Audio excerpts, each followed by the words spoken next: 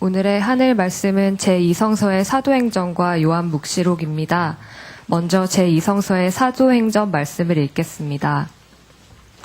어느 날 우리가 그 기도처로 가는 도중에 점귀신 들린 여종 하나를 만났는데 그 여종은 점을 쳐서 자기 주인들에게 많은 돈을 벌어주던 여자였다. 이 여자가 바울로와 우리를 따라오면서 이분들은 지극히 높으신 하나님의 종으로서 지금 여러분에게 구원받는 길을 선포하고 있소 하고 큰 소리로 외쳤다. 그 여자가 매일같이 이렇게 하므로 바울로는 괴로움을 참다 못해 돌아서서 그 악령더러 예수 그리스도의 이름으로 명령하니 그 여자에게서 썩 나가거라 하고 말하였다. 그러자 악령은 곧 그 여자에게서 나가버렸다. 그 여종의 주인들은 돈벌이 할 길이 막힌 것을 알고 바울로와 실라를 잡아 광장 법정으로 끌고 가서 치안들 앞에 세워놓고 이 자들은 유다인들인데 우리 도시에서 큰 소란을 일으키고 있습니다. 우리 로마 사람으로서는 받아들일 수도 없고 실행할 수도 없는 잘못된 풍속을 선전하고 있습니다. 하고 말하였다. 군중까지 합세해서 그들을 공격하자 치안관들은 부하를 시켜 바울로와 실라의 옷을 찢고 매질을 하게 하였다. 이렇게 몹시 때리고 나서는 그들을 감옥에 가두고 간수에게 단단히 지키라고 명령하였다. 명령을 받은 간수는 그들을 깊숙한 감방에 집어넣고 발목을 착고로 단단히 채워두었다. 때는 한밤중이었다. 바울로와 실라는 기도하면서 하느님을 찬미하고 있었고 다른 죄수들은 그것을 듣고 있었다.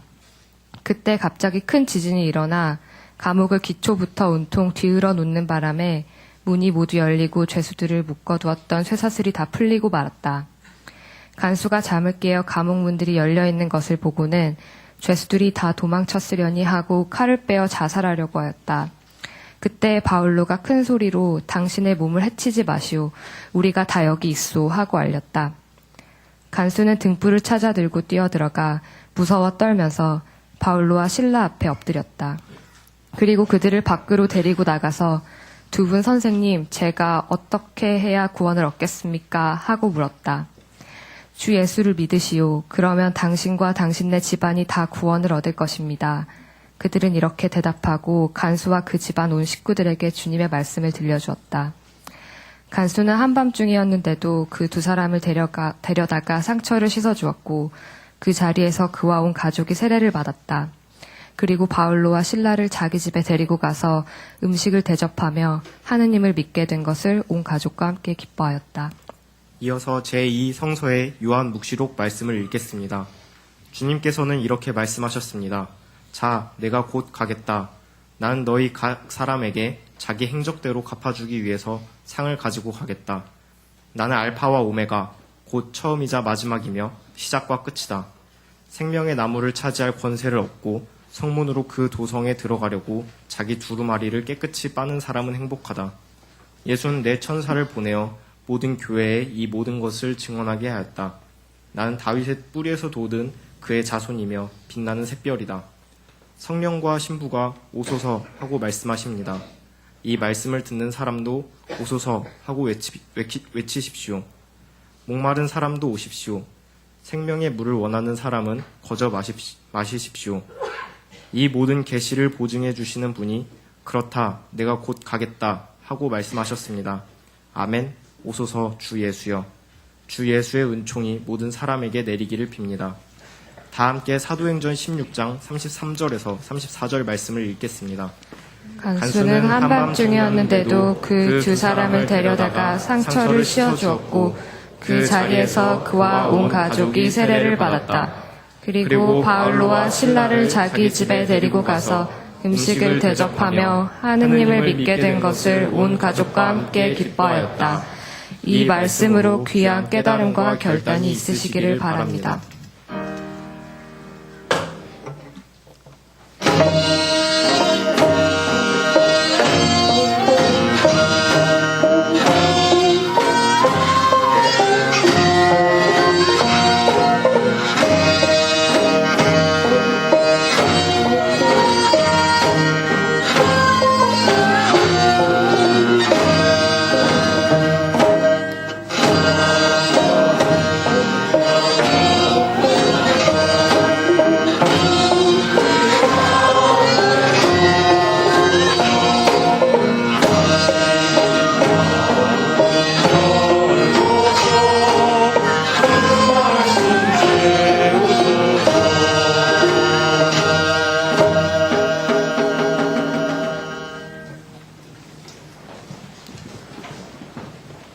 복음서의 말씀입니다. 귀로 들으시기 바랍니다. 나는 이 사람들만을 위하여 간구하는 것이 아니라 이 사람들의 말을 듣고 나를 믿는 사람들을 위하여 간구합니다. 아버지, 이 사람들이 모두 하나가 되게 하여 주십시오. 아버지께서 내 안에 계시고 내가 아버지 안에 있는 것과 같이 이 사람들도 우리들 안에 있게 하여 주십시오. 그러면 아버지께서 나를 보내셨다는 것을 세상이 믿게 될 것입니다. 아버지께서 내게 주신 영광을 나도 그들에게 주었습니다. 그것은 아버지와 내가 하나인 것처럼 이 사람들도 하나가 되게 하려는 것입니다. 내가 이 사람들 안에 있고 아버지께서 내 안에 계신 것은 이 사람들을 완전히 하나가 되게 하려는 것입니다.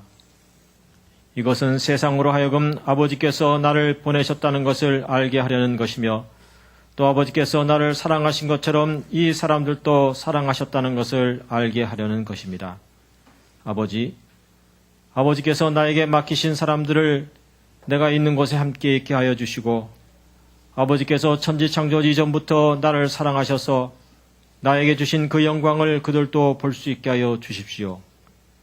의로우신 아버지, 세상은 아버지를 모르지만 나는 아버지를 알고 있습니다.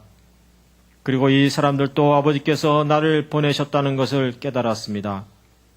나는 이 사람들에게 아버지를 알게 하였으며 앞으로도 그렇게 하겠습니다. 그것은 아버지께서 나를 사랑하신 그 사랑이 그들 안에 있고 나도 그들 안에 있게 하려는 것입니다. 이런 주님의 말씀입니다. 네, 자리에 앉으시기 바랍니다.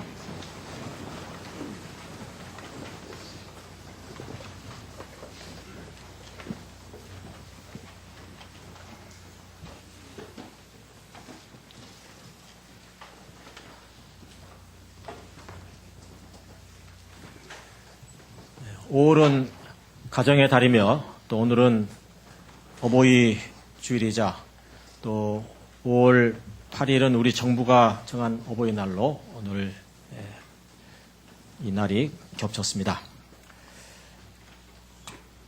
어버이 연합으로 인해서 어버이라는 세 글자 단어가 혐오의 공작 정치와 일당 2만 원의 대명사로 전락하고 말았지만 어머니와 아버지를 결합한 이 순수 우리말 어버이라는 말은 500년 전 송강 정철의 시에도 등장하는 아주 고어이기도 합니다.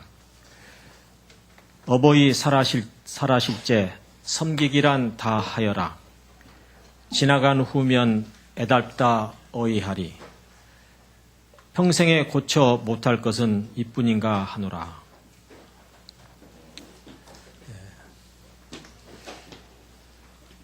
우리 먼저 어머님을 하늘나라 보내신 여러 가정들, 또 특별히 2주 전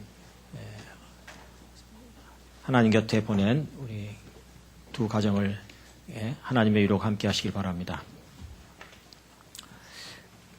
아시는 대로 원래 어머니의 날이었다가 어버이날로 변경되었습니다만은 현재 어머니 날을 지키는 나라가 세계에서 169개국이나 된다고 합니다.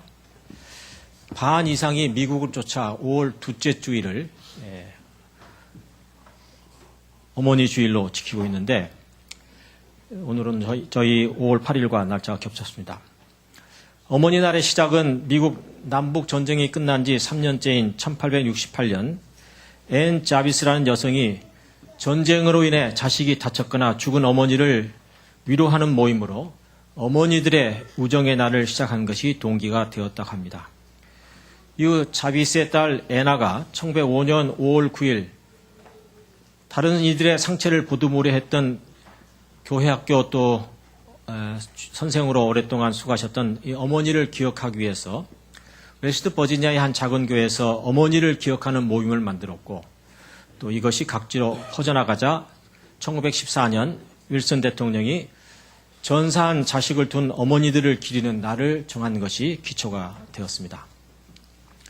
그냥 어머니를 기억하자는 것이 아니라 전쟁으로 인해 자식이 다치거나 죽은 어머니를 기억하는, 곧 다시는 어머니의 아픔을 일으키는 전쟁을 하지 말자는 의도에서 어머니 날이 시작되었다는 것입니다.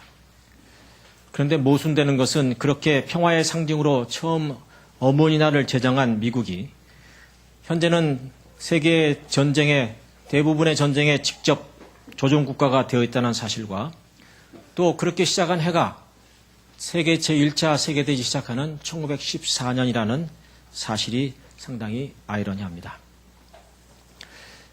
그런데 어머니의 날을 지키는 이 수많은 나라 중에 상당수가 아버지의 날을 따로 만들어서 지키지 우리와 같이 어머니 날과 아버지 날을 합쳐서 두 개를 합친 게 좋기도 하지만 잘못하면 둘 다 안 지키는 이런 일도 생기는데 그러니까 이런 나라는 거의 없다고 합니다. 이승만 정부 시절인 1956년에 5월 8일을 어머니날로 시작했는데 1973년 박정희가 이를 어버이날로 바꿨는데 그 이유는 자신의 아버지에 대한 그리움이 컸다고 생각하지는 않습니다. 이렇게 찾아보니까 박정희 아버지 박성빈 씨는 조선 후기 몰락한 양반 무장 출신으로 그때 작은 벼슬자리를 나라로부터 받았는데 이를 거부하고 동학 농민혁명에 참가했다가 체포를 당했는데 300명 중에 유일하게 살아남은 사람이었다고 합니다. 이후 일본의 식민지 지배 아래에서 세상을 등지다 살다 병으로 죽었다고 하는 기록이 있습니다. 추측컨대 상당히 나라에 대한 충정심이 깊은 사람이었다라는 생각을 갖습니다. 그런데 박정희가 아버지의 뜻과는 달리 일제의 철저한 앞잡이가 된 것은 아버지에 대한 반항 심리가 오히려 작용하지 않았나 그런 생각을 갖습니다. 지금도 마찬가지지만 박정희의 가족 얘기나 과거사는 언론에서 거의 다루지 않고 있습니다.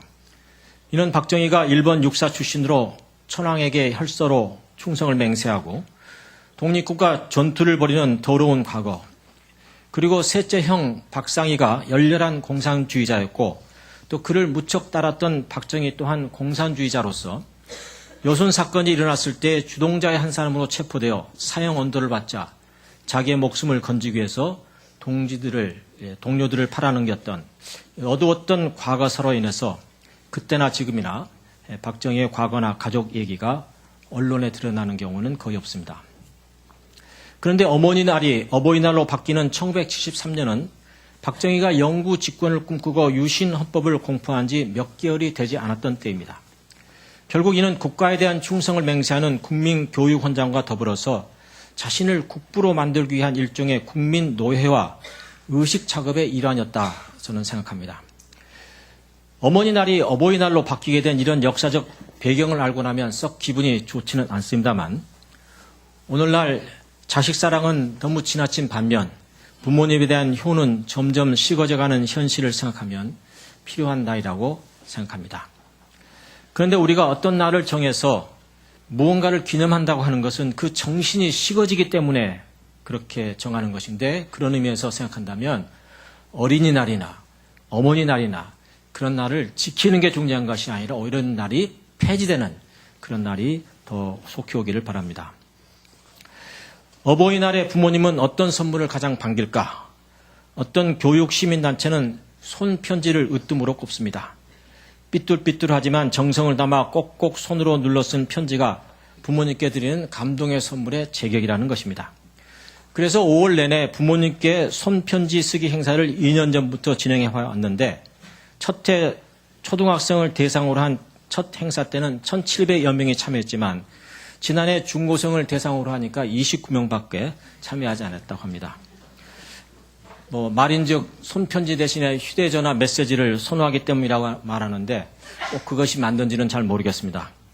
하여간 여러분 아직도 손편지를 못 보내신 분이 계시면 지금이라도 전화기를 꺼내서 휴대 메시지를 보내시기 바랍니다. 그런데 이건 자녀들 입장에서 하는 얘기고요. 부모님들이 가장 바라는 선물은 무엇일까요? 한 생명보험회사가 500명을 대상으로 조사했더니 뭐예요? 현금입니다. 56%로 단연 1위였고 손편지는 18%였다고 합니다. 이어 효도관광, 가전제품, 공연, 영화 순이었는데 카네이션을 택한 응답자는 한 명도 없었다고 합니다. 성서에서 어머니의 사랑을 얘기할 때 모세의 어머니 요게벳을 자주 언급합니다. 애굽 땅에서 총리가 된 요셉의 인도로 가나안에 살고 있던 그의 아버지 야곱과 70명의 가족들은 기근을 피해 애굽의 고센 땅에 정착하게 되면서 400년의 세월이 흘러서 이 야곱의 후예들은 큰 민족을 이루게 되고 그리고 애굽의 노예로 전락을 하게 됩니다. 여기에 이제 모세가 태어나게 되는데 때는 애굽 왕 파라오가 히브리족의 남아들은 모두 죽이라는 명령이 내려졌을 때입니다. 어머니 요게벳은 이때 지혜를 발휘해서 파라오의 딸이 나일강의 목욕을 하러 나온 시기에 맞춰서 아기 모세를 바구니에 담아 물에 띄워 공주의 눈에 띄게 만들었고 여차저차하여 그의 유모가 되었다는 소설 같은 이야기가 출애굽기에 기록되어 있습니다. 성서 비평적 입장에서 보면 태양신의 딸인 공주가 일방 백성들과 어울려서 나일강에 목욕을 하러 나왔다는 얘기는 물론 어떻게 처녀인 공주가 아이를 입양하고 그렇더라도 자기 아버지가 또 죽이라고 명령한 히브리 노예 나마를 입양할 수 있다는 것인지 사실 역사적 사실로 받아들이기에는 많은 질문이 생깁니다. 이것은 노예 출신인 모세를 민족의 지도자로 띄우기 위한 설화자의 뜻이 반영한 이야기입니다.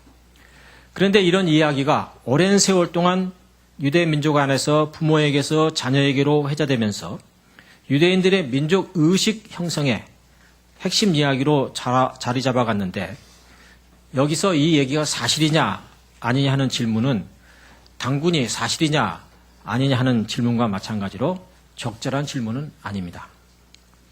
이 설화가 말하고자 하는 것은 모세는 위기 속에서 하나님의 도움으로 살아났고 그리고 애국 궁정에서 교육을 받아 파라오와 맞먹는 사람이고 그러나 유모 역할을 하는 요게벳 어머니를 통해 야훼 신앙과 비록 지금은 노예이지만 본래는 야훼의 부름을 따라 자유를 찾아 나선 아브라함의 자손들이라는 그런 의미를 갖고 있습니다. 성서는 모세 배후에 어머니 요게벳이 있었다 하는 것을 강조하고 있습니다. 아버지 이름은 족보에는 나오지만 이야기 속에는 등장하지 않습니다. 역사적으로 존경을 받는 인물들의 배후에는 언제나 어머니가 있음을 우리는 잘 알고 있습니다. 유대인들에게 있어서 어머니는 매우 특이한 존재입니다. 그건 성서가 그러하듯이 유대 가정은 남성 아버지 위주입니다. 아버지는 집안의 제사장입니다. 그런데 흥미로운 사실은 디아스포라 시대가 시작된 이후 유대인들이 다른 이민족과 결혼을 하는 경우가 자주 생기는데 이때 자녀가 태어나면 이 자녀는 유대인이냐 아니냐 하는 이제 판가름을 갖게 되는데 이때 자녀들의 유대인의 민족성을 결정하는 것은 아버지가 아니라 어머니라는 것입니다. 어머니가 유대인이면 자동적으로 그의 자녀들은 유대인으로 간주되지만 아버지가 유대인이고 어머니가 유대인이 아닌 경우에는 일정한 교육을 통해서 유대인으로 간주가 됩니다. 이는 그만큼 신앙 교육에 있어서 어머니의 역할이 얼마만큼 크다는 것을 보여주는 이야기입니다. 바울이 믿음의 아들 디모데의 신앙을 이야기할 때도 할아버지, 아버지 얘기는 없습니다. 할머니 로이스와 어머니 유닉의 믿음의 영향을 말하고 있습니다. 그렇다고 해서 이 자리에 계신 아버지들이 나는 아무것도 할 일이 없구나 라고 생각하신다면 이것도 큰 오산입니다. 미국의 개척사에 보면 여러분이 여러 번 들었을 예화라고 생각합니다. 18세기 초 2명의 영국의 젊은이가 청혼의 꿈을 안고 신대륙으로 불리는 미국으로 건너옵니다. 마르크 슐츠와 에드워드 조나단이라는 청년입니다. 그런데 슐츠라는 청년은 부자가 되기 위해서 이 신대륙을 건너왔고 조나단은 신앙의 자유를 찾아서 넘어왔습니다. 실제 슐츠는 뉴욕에 술집을 차려서 당대 유명한 부자가 되었고 에드워드는 신학교에 들어가서 목사가 되어 당대 유명한 설교자가 되었습니다. 150년이 지나서 뉴욕시 교육위원회에서는 이 두 집안의 5대 자손들의 일생을 한번 추적해 보기로 했습니다. 놀라운 결과가 나왔습니다. 부자가 되어 많은 재산을 남겨준 슐츠는 5대에 걸쳐 1062명의 자손을 두었는데 교도소에서 5년 이상의 형을 산 사람이 96명, 창녀가 된 사람이 65명, 정신 이상 알코올 중독자가 58명, 자신의 이름도 쓸 줄 모르는 문명자가 460명, 정부의 보조를 받아서 살아가는 극빈자가 286명이나 되었다고 합니다. 반면 조나단은 프린스턴 대학을 당대에 설립하고 5대를 내려가면서 1349명의 94명의 자손이 나왔는데 이 중 예일대학교 총장을 비롯한 교수, 교사가 56명, 선교사, 목사가 116명, 군인이 76명, 정부 관리가 80명, 문학가가 75명, 실업가가 73명, 발명가가 21명, 부통령이 한 사람, 상하원 주지사가 나왔고 장로, 집사, 교회를 섬기는 사람이 286명이었다는 것입니다.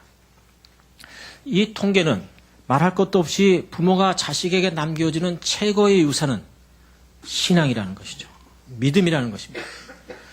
부모가 자식이 고생하지 않도록 재산을 남겨주고 싶은 것은 대다수의 부모의 심정입니다.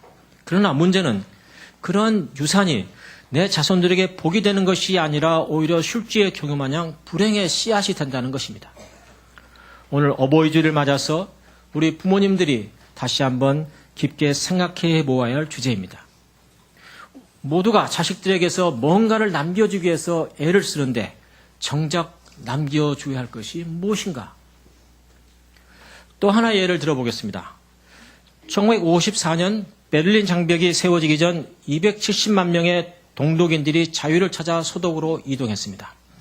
이때 반대 방향으로 서쪽에서 동쪽으로 떠나가는 한 가족이 있었는데 호르스트 카스너라는 루터교회 목사의 가족이었습니다. 그는 동독의 많은 목사들이 공산주의 박해를 피해서 서독으로 이주함으로 동독에 있는 교회들의 목회자가 부족하다는 얘기를 듣고 오히려 반대로 그는 동독으로 가기로 결정한 것입니다. 당시 그에게는 함부르크에서 나온 겨우 6주된 유아가 있었습니다. 이 갓 태어난 아기를 데리고 목적지도 정하지 않은 채 동독으로 간다고 하는 것은 누가 보기에도 무리한 일이었습니다. 하지만 그는 이 길을 선택했습니다. 그때 아버지의 품에 안겨 동독으로 갔던 딸이 지금 통일 독일을 이끌고 있는 삼선의 앙켈라 메르켈 총리입니다. 공산주의 지하의 시골 교회에서 자란 소녀가 현재 통일 독일의 최고 지도자가 되어 유럽의 경제 위기 극복과 세계 정치에 큰 영향력을 행사하고 있으며 중동의 난민들을 구하는 일에 앞장서고 있는 것입니다. 그에게 특별한 것이 있다면 그건 시대를 역행하는 아버지와 어머니의 믿음의 유산입니다. 시대의 가치나 풍조에 역행하는 일은 분명 고통스러운 일입니다. 그러나 고통과 역경이 개인의 욕심을 위해서가 아닌 하나님의 뜻 실현을 위한 일일 때 거기에서 시대를 이끌어가는 인물이 나온다는 것입니다. 나방이 나비가 되기 위해서는 4벌의 허물을 벗는 힘겨운 과정이 있고 뽕나무 잎을 먹고 만든 자신의 집인 탄탄한 고치를 뚫고 나오는 과정을 겪어야 합니다. 한 곤충학자가 고치를 뚫고 나오는 그 모습이 너무나 애처로워서 핀셋으로 구멍을 열어줬습니다. 넓혀줬습니다. 그때 나방이 쉽게 빠져나오긴 했는데 날지를 못하고 푸득푸득 하더니 얼마 안 있어 죽더라는 것입니다. 작은 구멍을 헤집고 나오는 그 극기의 과정 속에서 어깨 축지에 힘을 기르게 되고 그래서 하늘을 날게 되는 나비가 되는 것입니다. 온실에 자란 식물이 온실 밖으로 나오면 쉬 시들듯이 너무 편한 환경에서 자라는 것은 문제가 될 수 있습니다. 물론 지금의 헬 조선에서 흙수저를 물고 태어난 젊은이가 꿈을 펼쳐나가기에는 엄청난 벽이 존재하는 것은 사실입니다. 그러나 다른 사람과 경쟁하여 이기는 세상 가치를 따라가는 삶이 아니라 부조리한 이 세상의 변혁을 위해서 삶을 한번 펼쳐보겠다고 하는 생각을 갖고 도전한다면 얼마든지 성공적인 삶을 살아갈 수 있다고 저는 믿습니다. 보십시다. 지금 금수저를 타고난 아이들이 조기교육과 엄청난 자금의 교육 투자를 통해서 그래서 최종적으로 올라간 그들이 성공했다는 자리가 어디입니까? 장관을 비롯한 정부 관료, 법관, 아니면 인류 기업의 중역일 것입니다. 명예도, 지위도, 부도, 권력도 어느 정도 얻었으니 분명히 성공했습니다. 그러나 그들이 결국 하는 일이 무엇입니까? 독재 국가 권력에 한패가 되어서 자유를 외치는 백성들을 억압하거나 외세의 아부함으로 민족 정기를 흐리거나 아니면 재벌 기업의 중역이 되어 기울어진 이 운동장을 바로 잡기는커녕 계속 기울어지도록 협조하고 있습니다. 약자의 아픔을 덜어주기는커녕 오히려 더 고통스럽게 만들어 가고 있는 것이 금수를 타고난 그런 사람들인 것입니다.